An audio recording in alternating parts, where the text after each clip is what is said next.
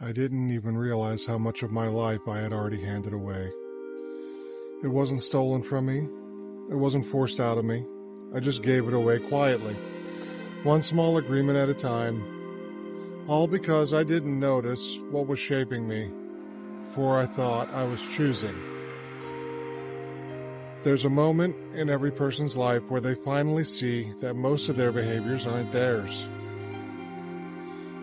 They were installed by repetition, by environment, by what was normalized when you weren't paying attention. I didn't start scrolling because it was meaningful. I started scrolling because it was novel.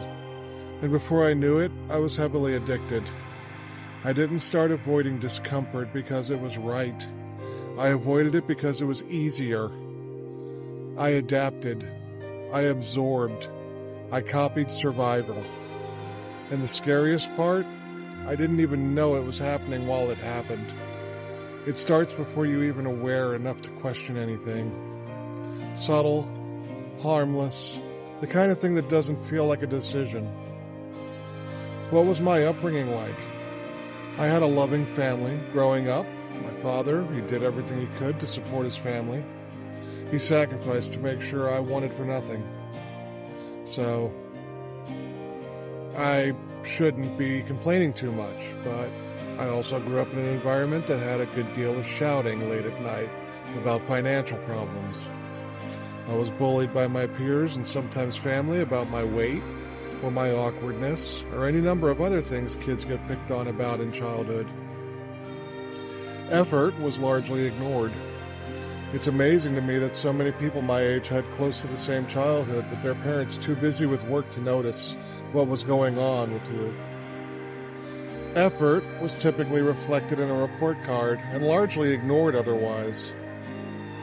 Discomfort was not something you looked for to improve and get better. It was something to be avoided at all costs.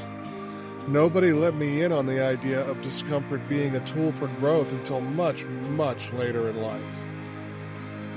The world didn't tell me who to be. It trained me who to be. In many ways, I was extremely fortunate and happy in childhood, but as an only child, I also went through my fair share of struggles and isolation. When heat trains metal, the metal will eventually be bent. You don't become passive by accident. You get conditioned to believe passivity was safe. Eventually, it becomes the default position. None of that is anyone's fault, but staying blind to it makes you complicit.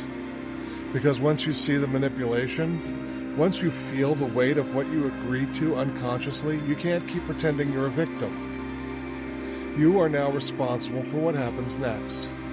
And that's the turning point most people never reach. Not motivation, not hype, awareness.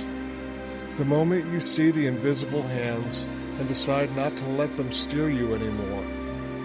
I can create a timeline from childhood to present day that outlines the decisions that were made and how, at the time, I was unaware of just how dangerous those decisions would be for me. So here's the question, and I want you to actually answer it, not just feel it. What influences in your life has shaped you more than you realized, and do you actually approve of it now? Sit with that. Say it out loud. And if you're ready, comment it below. I will read it. You don't need to burn your life down.